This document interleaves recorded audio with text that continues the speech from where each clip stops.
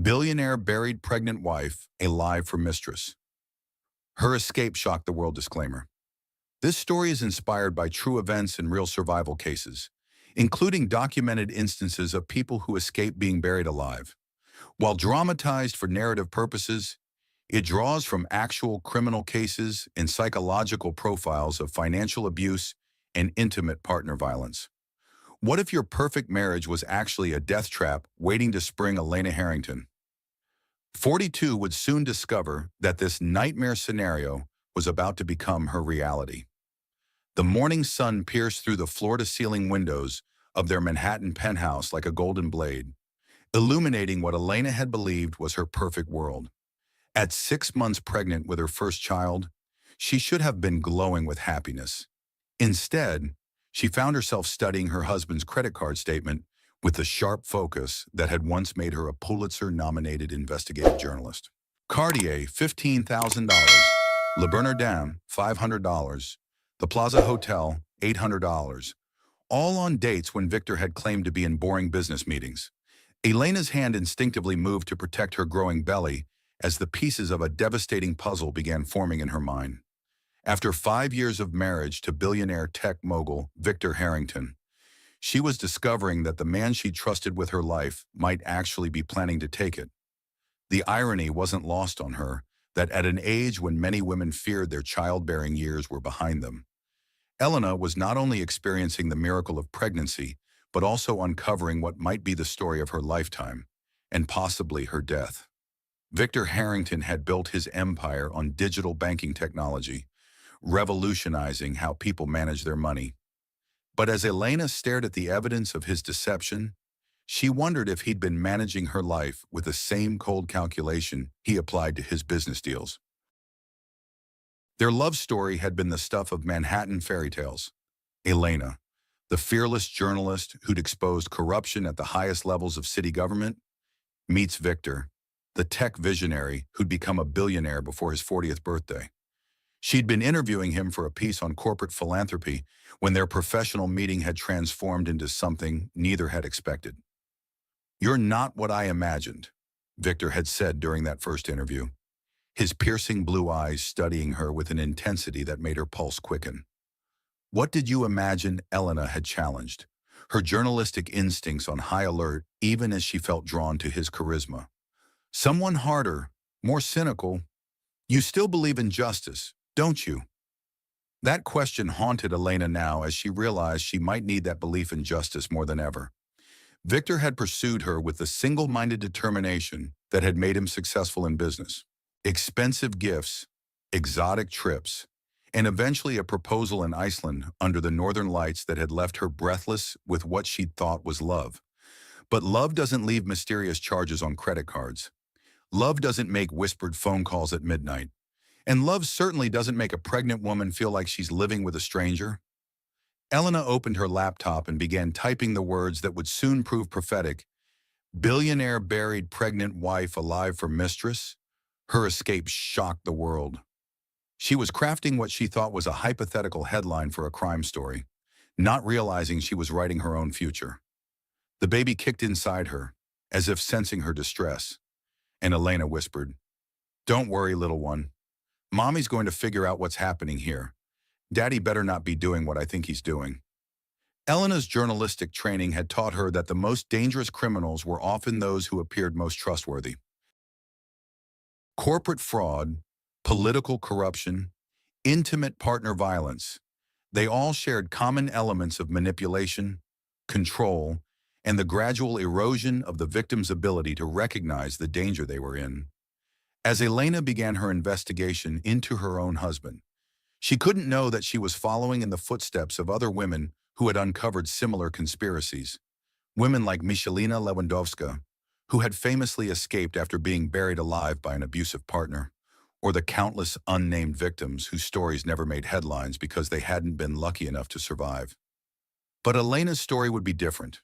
Her escape would indeed shock the world, though not in the way anyone could predict. The sound of the elevator arriving jolted Elena from her research. Victor was home, and she would have to perform the role of the unsuspecting wife while gathering evidence that might save her life. She quickly closed her laptop and arranged her face into the smile she'd perfected over months of growing suspicion. Elena. Victor's voice carried through the apartment, and she noted the slight strain in it that she'd been hearing more frequently lately. In the kitchen, she called back, checking her reflection in the stainless steel refrigerator. Even at 6 months pregnant, she was still the woman who'd caught a billionaire's attention, though she was beginning to suspect that attention had become something far more sinister than love. Victor appeared in the doorway, impeccably dressed despite the early hour. At 45, he was more distinguished than ever, but something in his expression made Elena's maternal instincts flare with protective alarm. "You're up early," he said, kissing her cheek with what felt like practiced affection rather than genuine warmth. "The baby's active this morning," Elena replied, hoping to see some spark of paternal interest in his eyes. "I think he or she is going to be an early riser like their mother." Victor nodded absently, already reaching for his phone. As Elena watched him prioritize his device over his pregnant wife and unborn child, she made a decision that would change everything. She was going to investigate Victor Harrington with the same thoroughness she'd once applied to corrupt politicians and corporate criminals. What Elena discovered would prove that sometimes the most dangerous predator is the one sharing your bed, and that love can be the perfect camouflage for murder.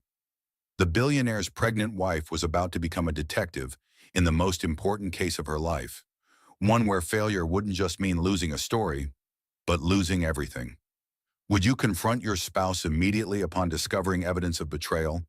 Or would you gather more proof first? Elena chose the path of the seasoned investigative journalist. She documented everything and planned her confrontation carefully. Over the next 3 days, Elena's investigation revealed a pattern of deception that chilled her to the bone. Using the same methodical approach that had once earned her a Pulitzer nomination, she photographed credit card statements, documented Victor's suspicious phone calls, and traced his movements through social media and public records. What she discovered was worse than a simple affair. Elena found herself researching Sophia Lang, the 28-year-old lifestyle influencer whose Instagram account told the story of Elena's marriage in reverse. There was Sophia wearing jewelry that Elena recognized from their credit card statements. Sophia dining at restaurants where Victor claimed to have business meetings. Sophia traveling to destinations that Elena had thought were Victor's solo business trips. But it was the timing that made Elena's blood run cold. Sophia's post showed a relationship that had been going on for over a year, long before Elena had announced her pregnancy. This wasn't a man having a midlife crisis. This was a man who had been systematically deceiving his wife while she carried his child. The real breakthrough came when Elena's former colleague, Detective Maria Santos, returned her call. Maria had worked with Elena on several expose pieces involving domestic violence and financial crimes. "Elena, you sound scared," Maria said after they'd arranged to meet at a coffee shop in Queens, far from their usual Manhattan haunts. "I think my husband is planning to kill me," Elena said quietly, the words feeling surreal even as she spoke them. Elena laid out her evidence: the affair, the suspicious expenditures, and most damning of all, the life insurance policies worth $50 million that Victor had taken out on her life just months after she'd announced her pregnancy. "Elena, this fits a pattern I've seen before," Maria said, her expression growing grave. "Wealthy men who see their wives as obstacles to their affairs sometimes resort to murder rather than divorce because they want to keep their assets and avoid scandal." That afternoon, Elena made a discovery that transformed her fear into terror. Hidden in Victor's home office, behind some old tax documents, she found a folder containing contact information for a private investigator, a medical examiner, and most chilling of all, detailed maps of remote locations in upstate New York. But it was the handwritten notes that made Elena's hands shake as she photographed them. Insurance requires autopsy. Pregnancy complications believable at her age. Location must be isolated. No cell service. Timeline after baby shower. Elena will be emotional, vulnerable. Elena realized that Victor wasn't just planning to kill her.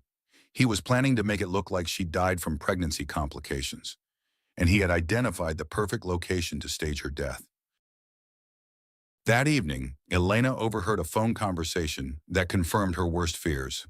Victor was in his study, speaking in low tones that he probably thought couldn't be heard from the hallway. "The cabin is perfect," Victor was saying. "No neighbors for miles, no cell service. We can stage the accident there, and I'll call for help hours later. By the time anyone arrives, it'll be too late." Elena pressed herself against the wall, straining to hear every word. "Sophia, I know this is difficult, but think about the 50 million. We can disappear anywhere in the world with that kind of money." Elena bit her lip to keep from gasping aloud. Victor wasn't just discussing her murder. He was discussing it with his mistress as if they were planning a vacation. "No, Elena doesn't suspect anything," Victor continued. "She's been completely focused on the pregnancy preparations. It's actually working in our favor. She's more isolated than ever from her old journalist contacts." As Elena listened to her husband and his mistress plan her death, she felt a rage she'd never experienced before. But underneath the rage was something even more powerful, the fierce protective instinct of a mother who would do anything to save her child. Elena spent the next several hours in what she would later describe as a controlled panic. She needed to gather more evidence, but she also needed to protect herself and her baby. Using encrypted messaging apps and techniques she'd learned during her investigative journalism career, Elena began building a case that would not only save her life, but also ensure that Victor and Sophia faced justice for their crimes. She copied financial records, photographed the damning documents in Victor's office, and used a small recording device to capture any future conversations about the murder plot. Most importantly, Elena reached out to the FBI, using her journalist credentials to get a meeting with Agent Jennifer Park, who specialized in interstate conspiracy cases. "Mrs. Harrington, what you're describing is conspiracy to commit murder and insurance fraud," Agent Park said after reviewing Elena's evidence. "But we need more than circumstantial evidence to make arrests." "What if I could get them to confess on tape?" Elena asked. "That would be extremely dangerous. We're talking about people who are planning to kill you." "They're already planning to kill me," Elena replied. "At least this way, if something happens to me, there will be evidence to convict them." Elena realized that her journalism background had prepared her for this moment in ways she never could have anticipated. She knew how to gather evidence, how to protect sources, and how to build airtight cases against powerful people who thought they were above the law. But she also knew that Victor and Sophia had resources and connections that made them extremely dangerous. They had planned her murder with the same attention to detail that Victor applied to his business deals, and Elena would need to be equally strategic if she wanted to survive. As Elena lay in bed that night, listening to Victor's steady breathing beside her, she whispered to her unborn child, "Mommy's going to make sure Daddy can never hurt us. But first, we need to get through what's coming next." Elena didn't know exactly when Victor would spring his trap, but she knew it would be soon. The baby was due in 3 months, and Victor's plan seemed timed to her most vulnerable period. Elena had 3 months to build a case that would not only save her life, but also ensure that her child would grow up free from the threat of a father who was capable of murder. The pregnant wife who had stumbled onto a conspiracy was about to become the investigator who would expose it. And when the truth finally came out, it would indeed shock the world. What drives someone to push for the murder of an innocent pregnant woman, Elena, was about to discover that jealousy and greed could create monsters out of ordinary people. While Elena was uncovering the plot against her life, Sophia Lang was busy perfecting it. In her Tribeca penthouse, a mirror image of Elena's home that Victor had furnished with identical expensive taste, Sophia was consumed by a jealousy that had metastasized into something deadly. At 28, Sophia had built her career on her appearance and her ability to manipulate wealthy men. Her Instagram account, with its carefully curated images of luxury and beauty, was really a hunting ground where she identified and pursued targets. Victor Harrington had been her biggest catch, but Elena's pregnancy threatened to destroy everything Sophia had worked for. "Victor, you need to stop being weak about this," Sophia hissed into her phone as she paced her living room, her heels clicking angrily on the marble floors. "Every day you wait is another day she could discover what we're planning." Victor's voice came through the speaker, strained and uncertain. Sophia, killing someone isn't like a business transaction. Elena is the mother of my child. A child that will tie you to her forever, Sophia snapped. Do you want to pay alimony and child support for the next 18 years? Or do you want to collect $50 million and start fresh with me? Sophia had studied Victor's psychology with the precision of a predator. She knew that his businessman's mind would eventually see the murder as a cost-benefit analysis. $50 million in insurance money versus decades of financial obligations to Elena and their child. To someone like Victor, the choice was obvious. I've already contacted Dr. Morrison at the medical examiner's office, Sophia continued. He's agreed to sign off on pregnancy complications as the cause of death. With Elena's age and the stress of carrying her first child, it will be completely believable. Sophia had met Dr. Morrison through her previous relationship with a pharmaceutical executive who had died in what was ruled an accidental overdose. Dr. Morrison had been helpful then, and his gambling debts made him equally cooperative now. The cabin you bought is perfect, Sophia said, switching to a more seductive tone. Remote, no cell service, no witnesses. We can stage it to look like she fell and hit her head while you were out gathering firewood. You'll be devastated, of course. The grieving widower who lost his beloved wife and unborn child. Sophia had researched similar cases, studying how other seemingly loving spouses had successfully murdered their partners for insurance money. The key was to create a plausible accident in a location where no one could immediately provide medical assistance. What about her investigation background? Victor asked. Elena's been asking questions about my travel schedule. She's suspicious. Sophia felt a flicker of concern, but quickly dismissed it. She's 6 months pregnant and hormonal. Even if she suspects you're having an affair, she's not going to imagine that you're planning to kill her. Women like Elena think their husbands are capable of betrayal, not murder. Sophia was wrong about Elena's capabilities, but her confidence was unshakable. She had seduced men away from their wives before, and she had always emerged victorious. Elena was just another obstacle to be removed. Besides, Sophia continued, once she's dead, it won't matter what she suspected. Dead women can't testify against their husbands. Sophia had already begun planning how she and Victor would spend the insurance money. A house in Switzerland, perhaps, or a yacht where they could travel the world. Victor's business was portable. He could run his tech empire from anywhere. They would be wealthy, free, and untouchable. Sophia, sometimes I wonder if you actually care about me, or if you just see me as a meal ticket, Victor said quietly. Sophia's expression hardened. She had worked too hard to let Victor develop a conscience now. Darling, I love you enough to help you solve your problems, she said sweetly. Elena is a problem. Your unborn child is a problem. Your business debts are a problem. I'm offering you a solution that eliminates all three problems at once. Victor's business debts were another factor that Sophia had been exploiting. Victor's tech empire was profitable but highly leveraged, and he had made some risky investments that were threatening his cash flow. Elena's $50 million life insurance policy would solve his financial problems while also freeing him to be with Sophia. I've already transferred some money to our Swiss account, Sophia lied smoothly. Once this is over, we can disappear and start our new life together. In reality, Sophia had been moving money to accounts that only she controlled. She had no intention of sharing the insurance money equally with Victor. Men were useful for their resources and their access. But Sophia had learned long ago that true security came from controlling wealth herself. Sophia ended the call and walked to her window, looking out at the Manhattan skyline that she planned to leave behind once Elena was dead. She felt no guilt about the pregnant woman she was helping to murder. In Sophia's worldview, women like Elena were weak and naive, relying on their husbands for financial security instead of taking control of their own lives. If Elena was smart, she would have taken half of Victor's money in a divorce, Sophia murmured to herself. Instead, she's going to lose everything.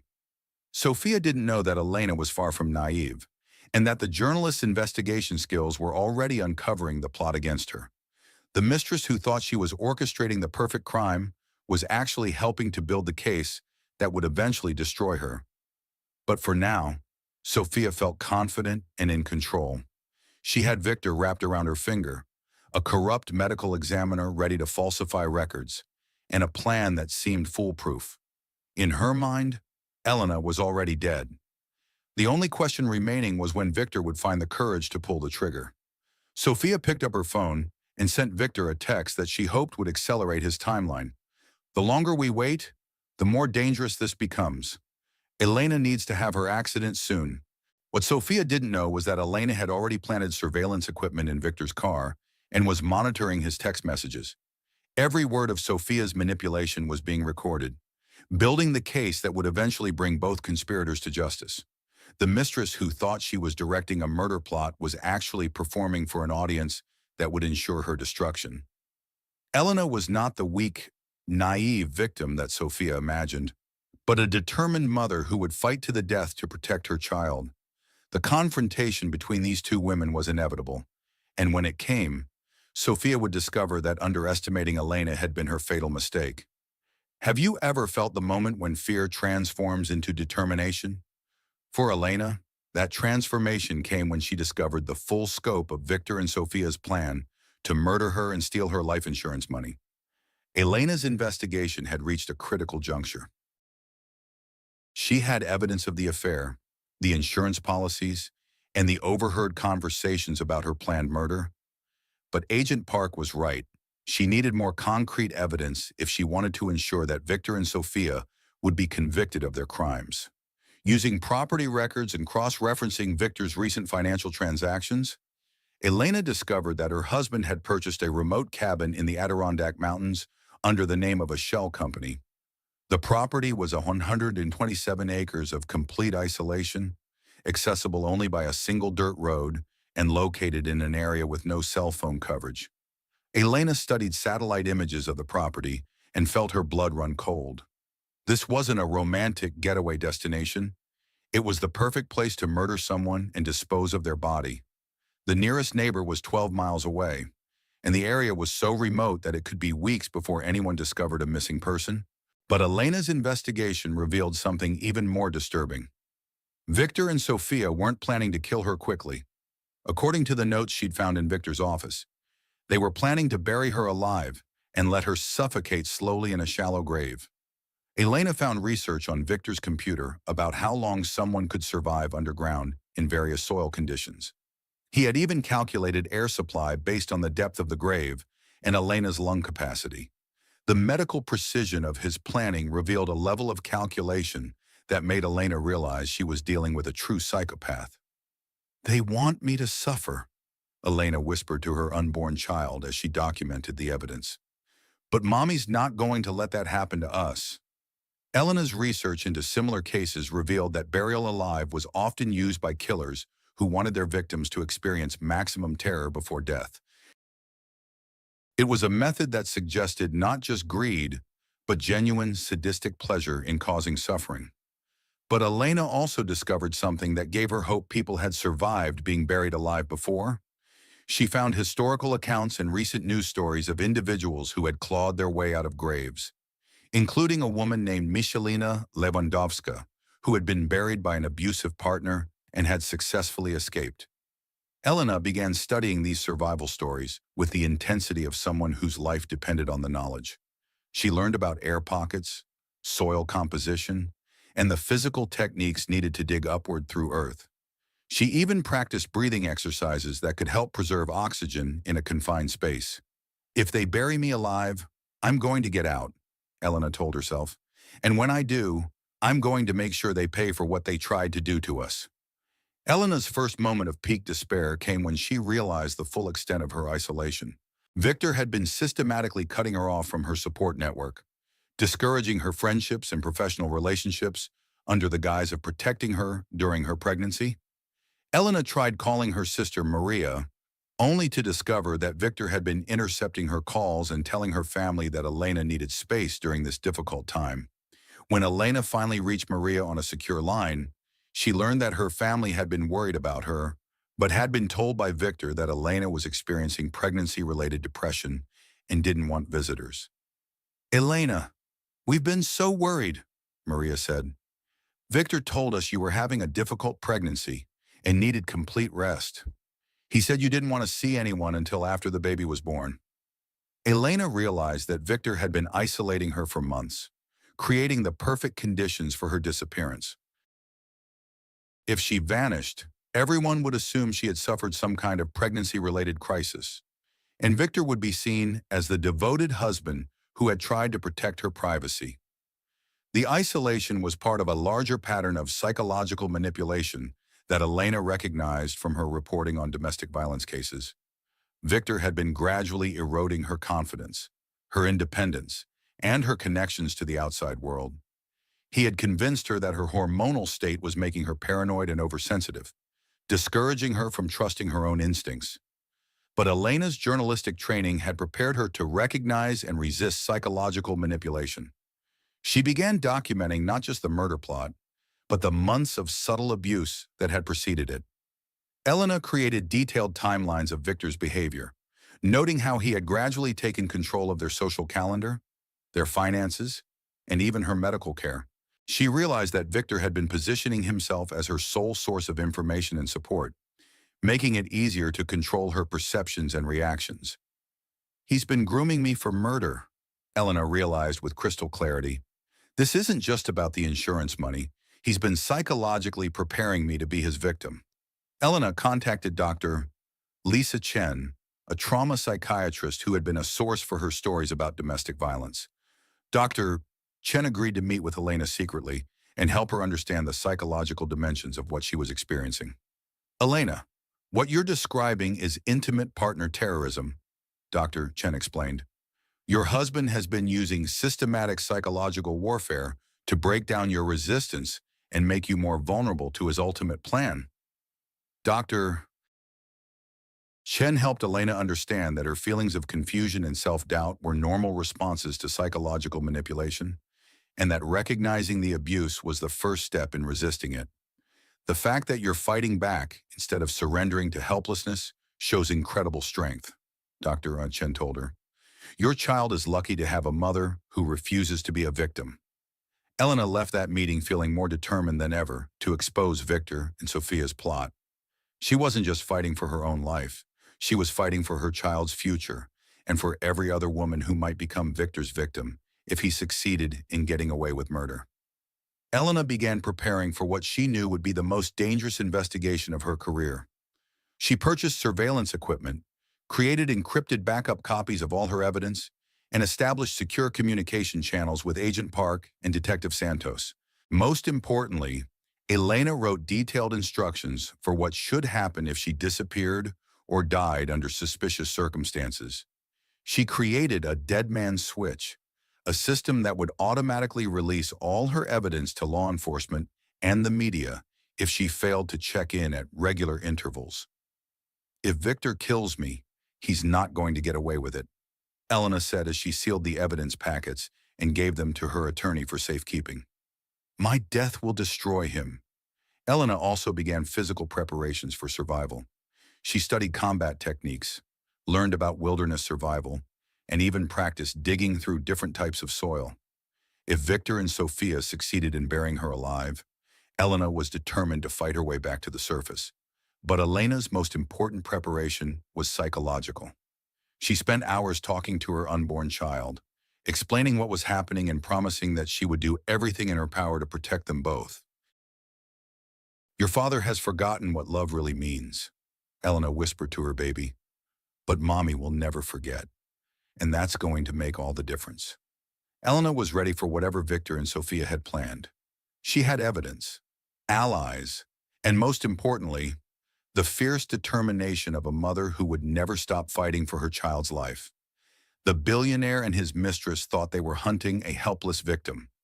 They were about to discover that they had chosen to hunt a predator instead. When your husband suggests a romantic weekend getaway, it should be a cause for celebration. For Elena, it was the signal that her execution had been scheduled. Victor came home on a Friday evening with champagne and roses. wearing the expression of a man who was about to make his wife very happy. Elena, who now understood the psychology behind his performances, recognized the gesture as the opening scene of her planned murder. "Darling, I've been thinking about what you said about us needing more time together before the baby arrives," Victor said, setting the champagne bottle on their kitchen counter with theatrical flourish. Elena forced her face into an expression of pleasant surprise, though her heart was hammering against her ribs. "Oh, I think we should get away for a long weekend. Just the two of us. Somewhere peaceful where we can really reconnect before we become parents." Every word Victor spoke confirmed Elena's worst fears. This was it, the invitation to her own execution. But Elena was ready for this moment. She was wearing a recording device, and she had already notified Agent Park and Detective Santos about the likely timeline for Victor's plan. "That sounds wonderful," Elena said, moving closer to Victor and placing her hand on his chest in a gesture that she hoped would seem affectionate while positioning her recording device to capture his words clearly. "Where were you thinking? I've found the perfect place.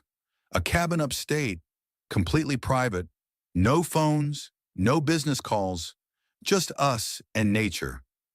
Victor's smile was perfect, practiced, and completely terrifying to Elena, who now knew what he was really planning. Elena felt a flutter of movement from her baby, as if her child was responding to the stress hormones flooding her system. She placed her hand protectively over her belly and forced herself to smile. "When would we go?" Elena asked, though she was already calculating how many hours she had left to live. "This weekend. I know it's short notice, but I've cleared my schedule completely. No business, no interruptions. Just you, me, and our baby." The way Victor said "our baby" made Elena's skin crawl. He was planning to kill them both, yet he could speak about their child with such apparent tenderness. Elena realized she was looking at a level of psychological compartmentalization that allowed Victor to play the role of loving husband and father, even while planning a double murder. "That sounds perfect," Elena lied, leaning into Victor's embrace while her mind raced through the survival strategies she had been studying. "I'll start packing." "Don't pack too much," Victor said, kissing Elena's forehead in a gesture that would have seemed loving to any observer who didn't know his true intentions. "It's very rustic up there. Just basic necessities." Elena understood the subtext. Victor didn't want her to pack much because he wasn't expecting her to need a return trip. He was planning for her belongings to become evidence in her disappearance, items that would support his story of a tragic accident during their romantic getaway. After Victor left for work the next morning, Elena immediately contacted Agent Park using their secure communication channel. "He's accelerating the timeline," Elena said when they met at a diner in Brooklyn. "The cabin trip is this weekend." Agent Park's expression was grim. "Elena, we've been monitoring Victor's communications, and we believe he's moved up his plan because he suspects you might be onto him. That makes this even more dangerous." "What did you find?" Elena asked. "Sophia sent him a text yesterday saying, 'The longer we wait, the more dangerous this becomes. We think they're worried that you might discover their plot if they wait much longer.'" Elena felt a chill as she realized that her investigation might have inadvertently put her in greater danger by making Victor nervous about the timeline. "We can arrest them now based on the evidence you've gathered," Agent Park continued. "The conspiracy charges alone would put them away for decades." "No," Elena said firmly. "If we arrest them now, they'll claim the conversations were taken out of context, that the insurance policies were just good financial planning. We need them to actually attempt the murder, or they'll walk away with nothing more than slaps on the wrist." "Elena, you're 6 months pregnant. The risk to you and your baby—" "The risk is greater if we don't see this through," Elena interrupted. "If Victor suspects I know about his plan, he'll find another way to kill me. At least this way. I know when and where he's going to try, and I can be prepared." Elena outlined her survival plan with the methodical precision that had made her one of the country's best investigative journalists. She would wear multiple recording devices to document everything Victor said and did. Agent Park would position FBI units strategically around the property, close enough to intervene, but far enough away to avoid detection. Elena would also carry a GPS tracker that would allow law enforcement to monitor her location at all times. The moment he makes an actual attempt on your life, we move in, Agent Park said. But Elena, you have to promise me that you won't try to be a hero. The second you feel like you're in immediate danger, you activate the emergency beacon. Elena nodded, though privately she wondered if she would have the chance to activate anything if Victor's plan succeeded. She spent the remainder of the day making final preparations with the thoroughness of a soldier preparing for battle. Elena visited her doctor for what she claimed was a routine checkup, but was actually a way to document the perfect health of both herself and her baby.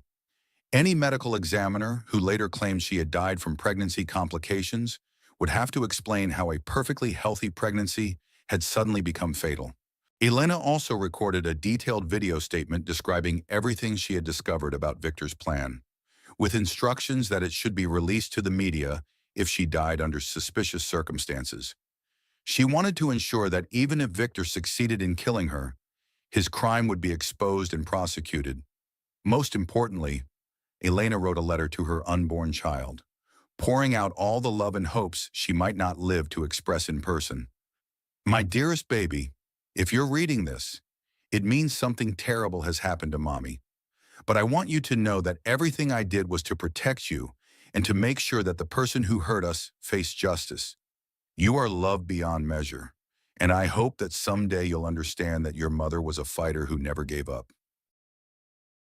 Elena sealed the letter and left it with her attorney, along with instructions for her funeral and a trust fund that would ensure her child was provided for regardless of what happened to the insurance money. The night before their trip to the cabin, Victor was unusually attentive, bringing Elena dinner in bed and talking about their future together with what seemed like genuine emotion. Elena recognized the behavior as a classic manipulation tactic, building emotional intimacy before committing an act of ultimate betrayal. I can't wait to see you as a mother, Victor said, his hand resting on Elena's belly while his eyes remained cold and calculating. You're going to be incredible. Elena studied her husband's face as he spoke those words, looking for any sign of the conscience that she hoped still existed somewhere inside him. But Victor's performance was flawless, his mask of loving devotion perfect even as he planned to murder his pregnant wife within hours. I love you, Victor, Elena said, and meant it. Despite everything she had discovered, part of her still loved the man she had married, even as she prepared to fight for her life against the monster he had become. I love you too, Victor replied, and Elena wondered if any part of him meant it, or if the capacity for genuine love had been completely consumed by his greed and narcissism. That night, Elena lay awake listening to Victor's steady breathing and thinking about the twisted psychology that allowed someone to plan a murder while lying next to their intended victim. She wondered how long Victor had been capable of this level of deception, and whether any of their relationship had been real. As dawn approached, Elena whispered final promises to her unborn child.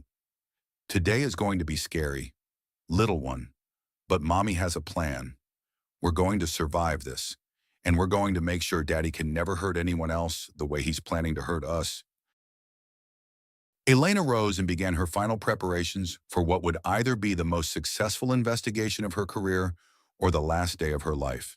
The billionaire who planned to bury his pregnant wife alive for his mistress was about to discover that his intended victim was actually a formidable opponent who would fight to the death to protect her child. The stage was set for a confrontation that would indeed shock the world, though not in the way Victor expected. Elena was ready to turn his carefully planned trap into his ultimate downfall. Can you imagine what it feels like to wake up buried alive? Elena was about to discover that this nightmare scenario was even worse when the person who put you there was supposed to love you more than life itself. The drive to the cabin took 3 hours through increasingly remote countryside, each mile taking Elena further from help and deeper into the trap Victor had so carefully constructed. Elena sat in the passenger seat of Victor's Mercedes, one hand resting protectively on her belly and the other discreetly checking the recording devices hidden in her clothing. Victor was in an unusually good mood, chatting about the scenery and pointing out landmarks as if they were heading to a second honeymoon rather than Elena's planned execution. His performance was so convincing that if Elena hadn't seen the evidence herself, she might have believed that this was simply a loving husband trying to reconnect with his pregnant wife. The cabin, when they finally reached it, was exactly as remote as Elena had feared. It sat in a clearing surrounded by dense forest, accessible only by the narrow dirt road they had just traveled. There were no neighbors visible, no cell phone towers, and no signs of civilization beyond the rustic structure that Victor had chosen as Elena's tomb. "It's beautiful," Elena said, and she meant it. Under different circumstances, she might have found the wilderness genuinely romantic. Now, she saw it as an elegant execution chamber. "Wait until you see inside," Victor said, carrying their bags to the front door. "I had it specially prepared for this weekend." The interior of the cabin was indeed impressive, decorated with expensive rustic furniture and stocked with gourmet food and wine. It was clear that Victor had spared no expense in creating the perfect setting for what he believed would be Elena's final weekend. Elena explored the cabin methodically, noting that Victor had been truthful about the lack of cell phone service. Her phone showed no bars, and there was no landline anywhere in the building. If Elena needed help, she would have to rely entirely on the GPS tracker and hope that Agent Park could find her location in time. "I thought we could take a walk before dinner," Victor suggested after they had settled in. "There's a beautiful trail that leads to a waterfall." Elena's blood chilled as she realized that Victor was beginning to implement his plan. A waterfall would be the perfect place to stage an accident. A pregnant woman could easily slip on wet rocks, fall into rushing water, and drown before help could arrive. "That sounds lovely," Elena said, forcing enthusiasm into her voice. "Let me just freshen up first." In the cabin's bathroom, Elena checked her recording equipment and said a silent prayer to whatever powers might be watching over her.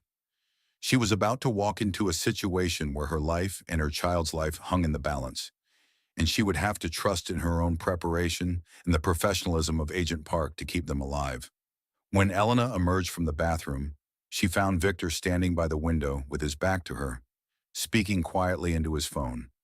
"Everything is proceeding as planned," Victor was saying. "The location is perfect. No witnesses, no cell service. It'll be hours before anyone could find her." Elena moved closer, hoping her hidden microphone would capture Victor's words as he updated Sophia on the progress of her murder. "The medical examiner will rule it an accident," Victor continued. "Pregnancy complications due to trauma from the fall. Your contact at the hospital is ready to sign off on whatever we need."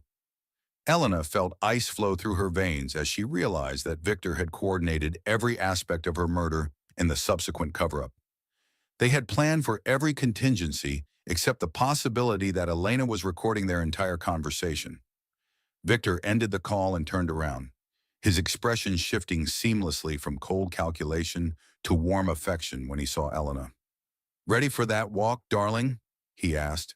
"Absolutely," Elena replied, allowing Victor to help her with her jacket while silently wondering if this would be the last conversation they ever had as husband and wife. The trail to the waterfall was indeed beautiful, winding through old-growth forests that would have been peaceful under any other circumstances. Victor walked beside Elena, occasionally taking her arm to help her over rough patches of ground, playing the role of the attentive husband with Academy Award-worthy skill. But as they approached the sound of rushing water, Victor's demeanor began to change. Elena noticed a tension in his shoulders, a quickening of his pace that suggested he was building up courage for what he was about to do. "Elena," Victor said as they reached the rocky outcrop overlooking the waterfall, "I want you to know that despite everything that's happened between us lately, I do love you." The words sent a chill through Elena that had nothing to do with the mountain air. In her experience, when someone felt the need to declare their love unprompted, they were usually about to do something that proved the opposite. They stood at the edge of the cliff, with the waterfall thundering 30 feet below into a pool of dark water. Elena realized that they were now standing at the exact spot where Victor had planned to push her to her death. But as Victor moved behind her and placed his hands on her shoulders, something unexpected happened. Instead of the violent shove Elena had prepared for, Victor's grip remained gentle, almost hesitant. I can't do it this way, Victor whispered, and there was genuine anguish in his voice. Not like this. Not here. Elena turned to face her husband, confusion replacing fear for a moment. In the fading light, Victor's face was twisted with what looked like internal conflict, as if part of him was genuinely struggling with what he was about to do. Victor, what's wrong? Elena asked, though every instinct told her to run. I thought I could push you, Victor said, more to himself than to Elena. Make it look like an accident, but when I looked down at that water, all I could think about was our baby. Elena realized that Victor was having difficulty with the physical act of murder, not with the concept itself. The man who had seemed so coldly calculating was apparently struggling with the reality of personally ending his pregnant wife's life. Let's go back to the cabin, Victor said abruptly, taking Elena's arm with what seemed like genuine care. You must be tired. The walk back to the cabin was conducted in tense silence, with Elena's mind racing as she tried to understand what had just happened. Had Victor lost his nerve? Had he decided to abort his plan? Or was he simply choosing a different method to kill her? At the cabin, Victor poured himself a large glass of whiskey and sat heavily in one of the rustic chairs, his earlier confidence replaced by visible agitation. Victor, you're scaring me, Elena said, and for once, she didn't have to fake the emotion in her voice. Elena, I need you to understand something, Victor said, looking directly at her for the first time all evening. I never wanted it to come to this. Elena felt her heart stop as she realized that Victor was about to confess to his murder plan, and her hidden recording devices were capturing every word. Come to what? Elena asked, playing her part in what she now understood was Victor's psychological need to justify his actions to himself. I'm in trouble. Elena, deep trouble. The kind that doesn't go away with bankruptcy lawyers or public relations firms. Elena listened in shock as Victor revealed that his tech empire was built on fraudulent investments and money laundering for organized crime figures. He had stolen millions from the wrong people, and they had given him an ultimatum pay back what he owed with interest, or face consequences that would make death seem merciful. The $50 million from your life insurance would solve everything, Victor said, his voice breaking. It would pay off my debts and leave enough for Sophia and me to disappear somewhere they could never find us. Would solve, Elena repeated, noting the past tense. Victor stood up abruptly and walked to a cabinet that Elena hadn't noticed before. When he opened it, Elena saw rope, duct tape, a small shovel, and what appeared to be a makeshift coffin, the tools he had prepared for her murder. I thought I could make it quick at the waterfall, Victor continued, his voice now completely emotionless. But when it came down to it, I couldn't look into your eyes while I killed you and our baby. Elena backed toward the door, but Victor moved faster than she expected for someone who had been drinking heavily. He grabbed her arm with surprising gentleness, but his grip was firm and inescapable. So I've decided on something that will be easier for both of us, Victor said with the calm tone of someone who had convinced himself he was being merciful. You won't have to see it coming, and I won't have to watch you die. Elena realized with growing horror that Victor's apparent reprieve at the waterfall had simply meant he was moving to Plan B, burying her alive in a pre-made grave. Victor forced Elena to sit in a chair and began tying her hands with practiced efficiency. Elena could see that Victor had rehearsed this moment, planning every detail of how he would restrain and ultimately kill his pregnant wife. The grave is already dug behind the cabin, Victor explained as he worked, speaking in the same tone he might use to describe a business transaction. It's deep enough that you'll lose consciousness from oxygen deprivation before you suffocate completely. You won't suffer for long.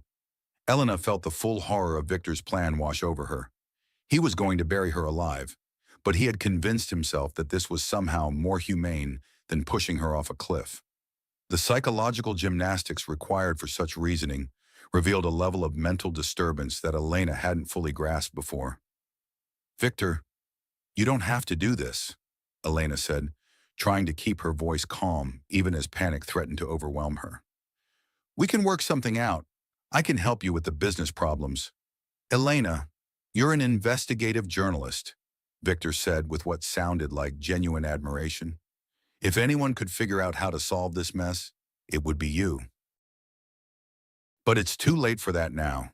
The people I owe money to don't negotiate. They collect, or they eliminate the debtor and everyone connected to them. As Victor finished tying Elena's hands, she realized that her husband had compartmentalized the murder in his mind, treating it like any other business decision that required unpleasant but necessary actions. He wasn't killing his wife and child out of passion or rage. He was executing them as calmly as he might terminate an underperforming employee. Victor dragged Elena outside to where he had indeed prepared a grave, deep enough and wide enough to accommodate her body and the makeshift coffin he had constructed. The sight of her own burial site, dug by her husband's hands, broke something inside Elena that she hadn't known could break. As Victor lowered Elena into the wooden box and then into the grave, she realized that her recording devices were capturing every moment of her own attempted murder. If she somehow survived this, the evidence would be overwhelming. But survival seemed increasingly unlikely as Victor began shoveling dirt over the coffin and the weight of the earth pressed down on the wooden lid above her.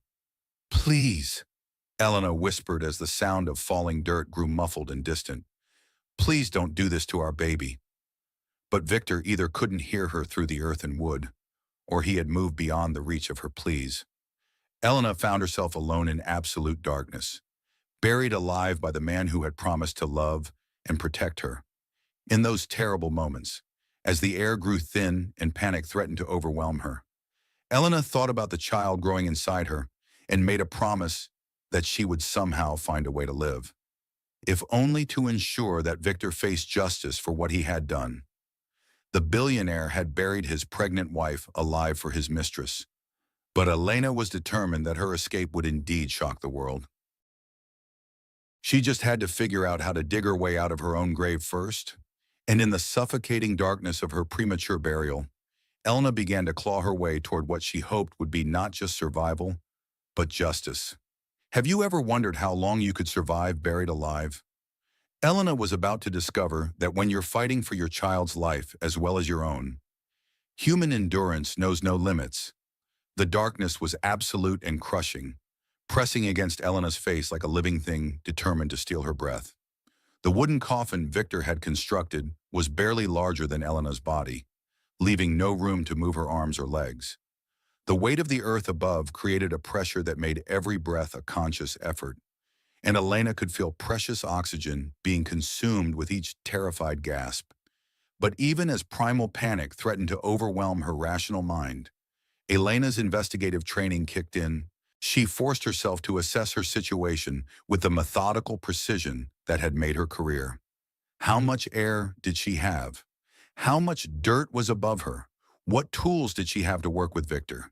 In his narcissistic belief that he was being merciful, had made several crucial mistakes. In his eagerness to convince himself that Elena would lose consciousness peacefully, he had constructed a coffin with small gaps between the boards that allowed precious air to seep through.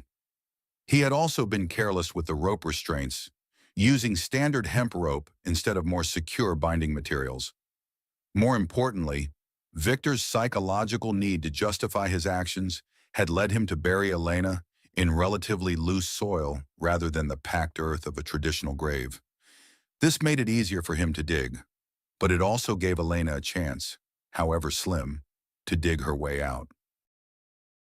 Elena began working on the ropes around her wrists, using the rough wood of the coffin and small stones that had fallen through the gaps to fray the fibers. The process was agonizing, with each movement sending sharp pain through her already stressed body, but the thought of her unborn child gave her strength that she didn't know she possessed. As she worked to free her hands, Elena tried to estimate how long she'd been buried. The sensation of time in the grave was distorted by terror and oxygen deprivation, but based on her breathing rate and the growing stuffiness of the air, she guessed she had perhaps 20 to 30 minutes of oxygen remaining before she would lose consciousness. The baby moved inside her, a flutter of life that reminded Elena she wasn't just fighting for her own survival. The thought of her child dying in this makeshift grave filled Elena with a rage that burned away her panic and focused her mind with laser-like intensity. When Elena finally freed her hands, she began the terrifying process of trying to break out of the coffin.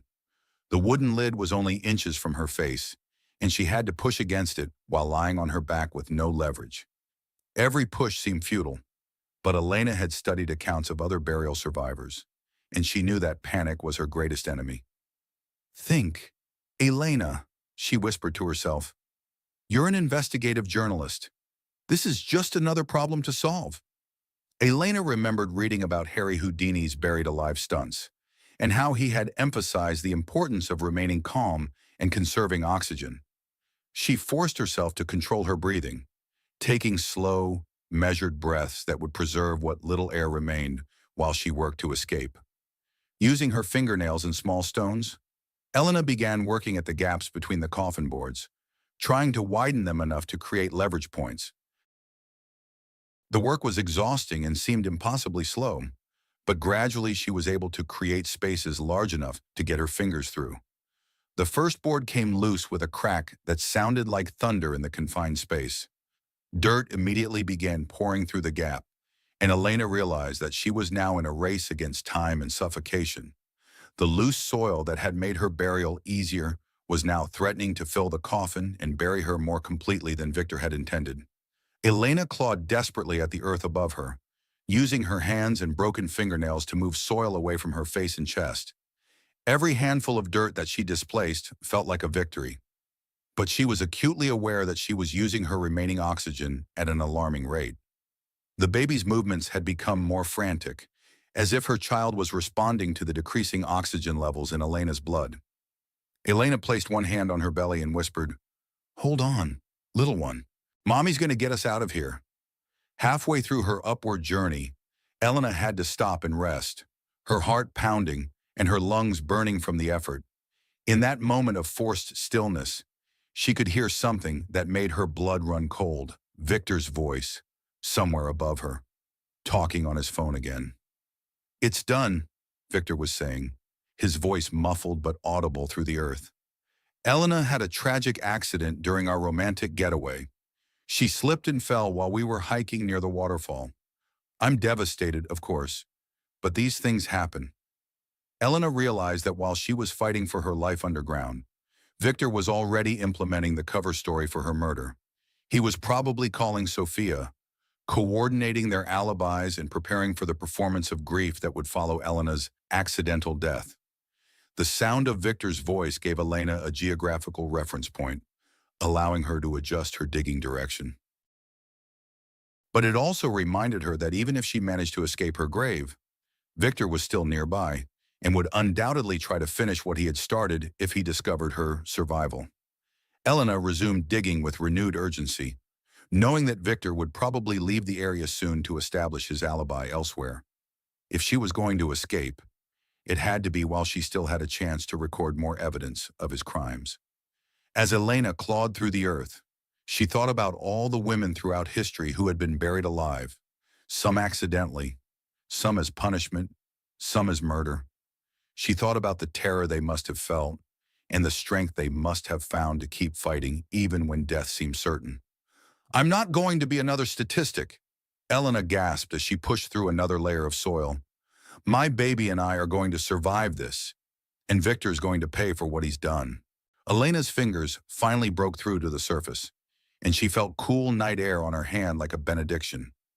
The rush of oxygen gave her the final burst of energy she needed to dig herself completely free from the grave that her husband had prepared for her. Emerging from the earth like something from a horror movie, Elena was covered in dirt and blood, her maternity dress torn and her body shaking from exhaustion and trauma. But she was alive, and more importantly, her baby was alive and still moving inside her.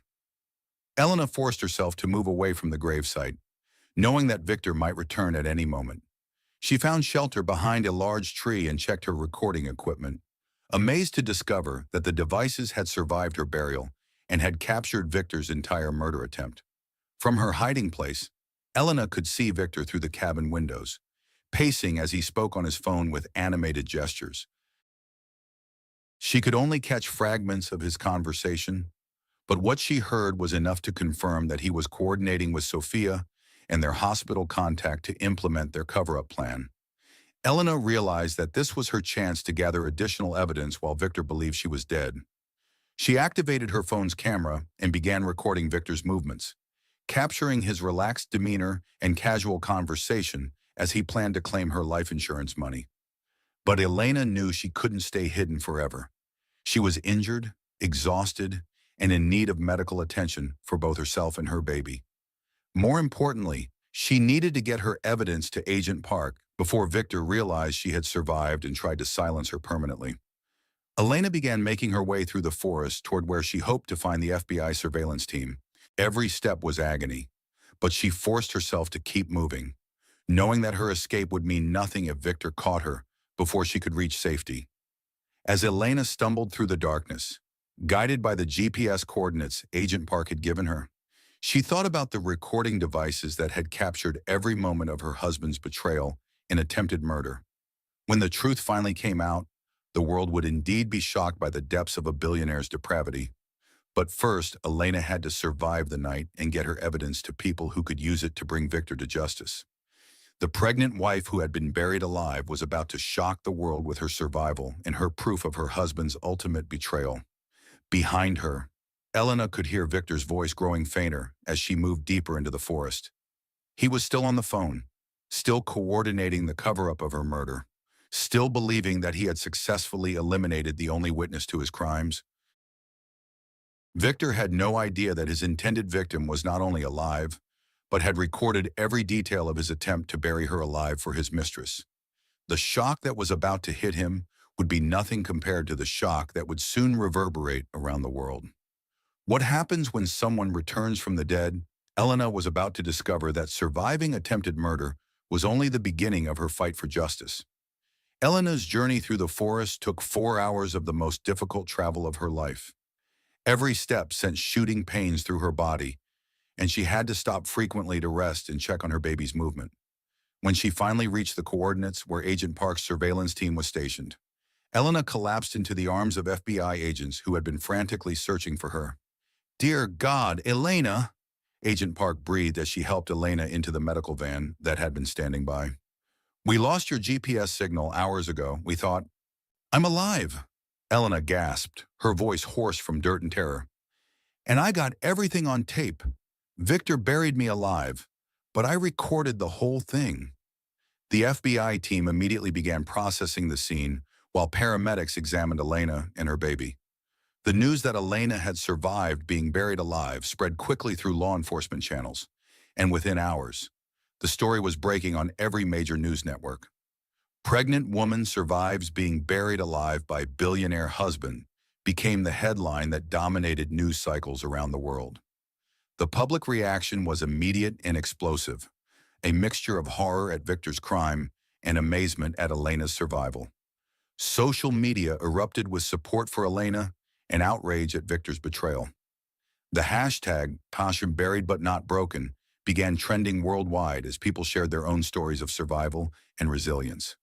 Elena's escape had indeed shocked the world, but the response was overwhelmingly supportive. But even as Elena was being treated at the hospital and Victor was being arrested at the cabin, a more insidious campaign was beginning.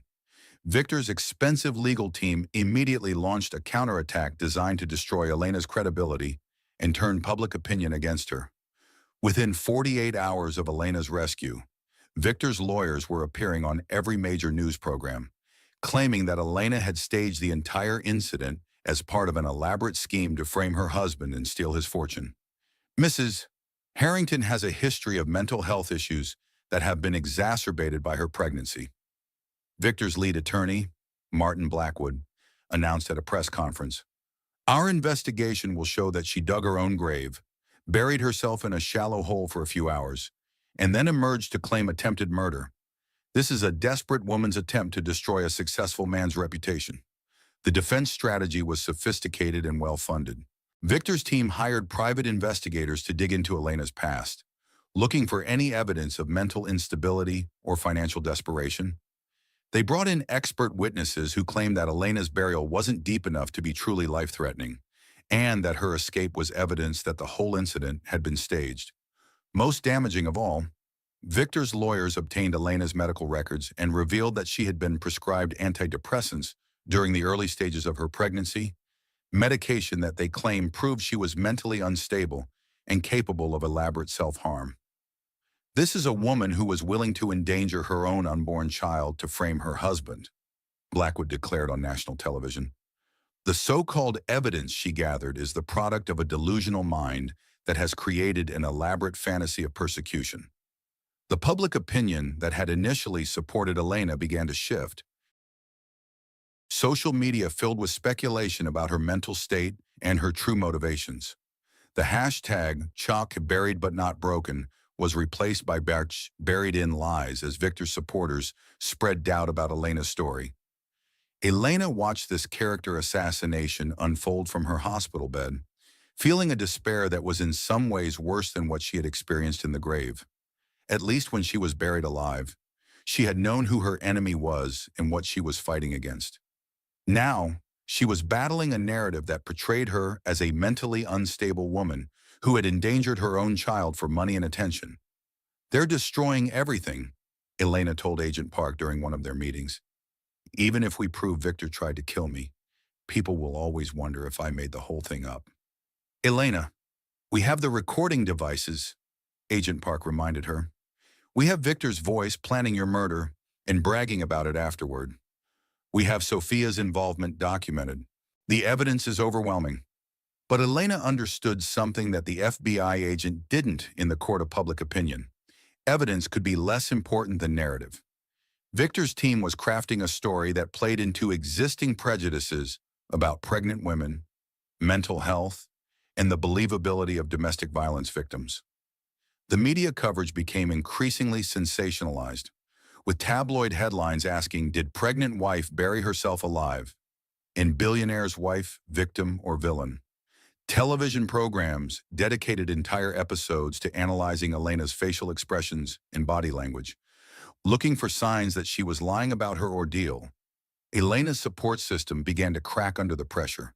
Some of her former colleagues at the newspaper distanced themselves from her, afraid that association with such a controversial figure would damage their own careers. Old friends stopped returning her calls, uncertain whether to believe her story or the competing narrative being promoted by Victor's legal team. Even Elena's family began to express doubts.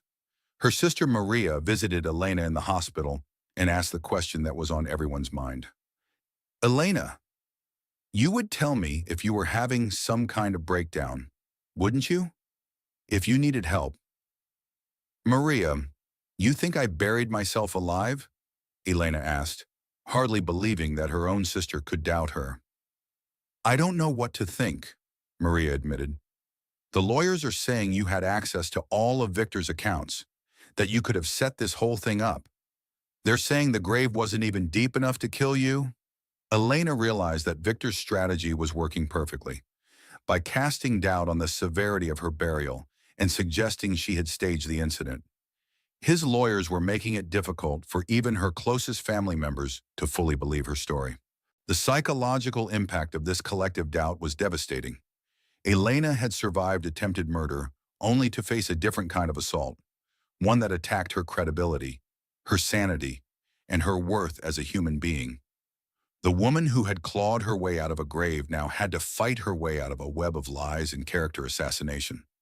But Elena had one advantage that Victor's team couldn't destroy the recordings. The FBI had enhanced the audio from Elena's hidden devices, and the tapes clearly captured Victor planning her murder, burying her alive, and coordinating with Sophia to cover up his crimes. "Let them question my mental state," Elena told Agent Park during one of their strategy sessions. "But they can't question Victor's voice on these recordings. When the jury hears him planning to kill his pregnant wife for insurance money, all the character assassination in the world won't save him." Elena also began to understand that the public scrutiny, while painful, was actually helping to build the case against Victor. The more attention the story received, the more people came forward with information about Victor's criminal activities and Sophia's manipulative behavior. A former employee of Victor's company contacted the FBI with evidence that Victor had been embezzling funds for years. A hotel worker came forward with testimony about Victor and Sophia's affair. Most importantly, Dr. Morrison, the corrupt medical examiner who had agreed to falsify Elena's death certificate, decided to cooperate with prosecutors rather than face charges himself. The public pressure is actually working in our favor, Agent Park explained to Elena. All this media attention is encouraging witnesses to come forward who might otherwise have stayed silent. Elena realized that while Victor's legal team was winning the short-term battle for public opinion, they were inadvertently helping to build the case that would ultimately destroy him. The more they claimed Elena's story was impossible, the more investigators dug into the evidence that proved it was true. Elena's false victory in the court of public opinion would eventually become a real victory in the court of law. But first, she would have to endure months of having her sanity, her motives, and her character questioned by a world that found it easier to believe a pregnant woman was delusional than to accept that a billionaire could be capable of murder. The woman who had been buried alive had escaped from her grave, but now she had to escape from a different kind of burial, one that threatened to bury her reputation and credibility forever. Elena's fight for justice was just beginning, and the world was indeed about to be shocked by what she would uncover about the depths of her husband's depravity. How do you recover from being buried alive when the people who should be protecting you are questioning your sanity? Elena was about to discover that surviving attempted murder was only the first challenge in her fight for justice.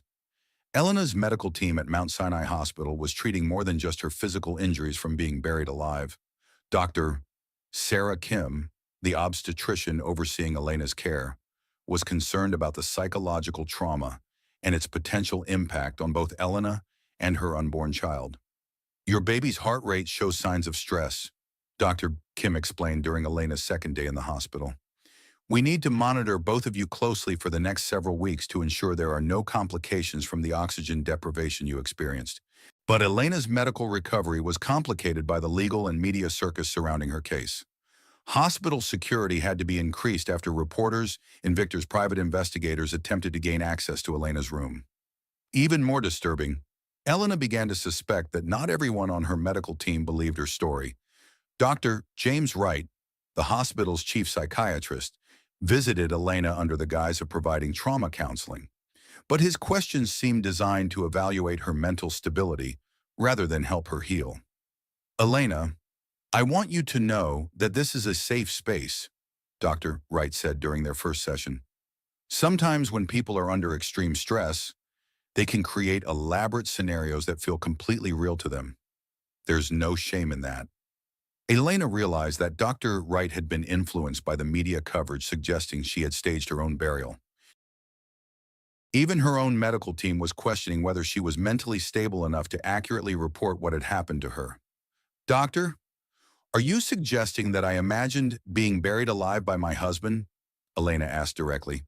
I'm suggesting that trauma can affect memory and perception in ways that even intelligent people don't realize. Dr. Wright replied carefully. The important thing is getting you the help you need.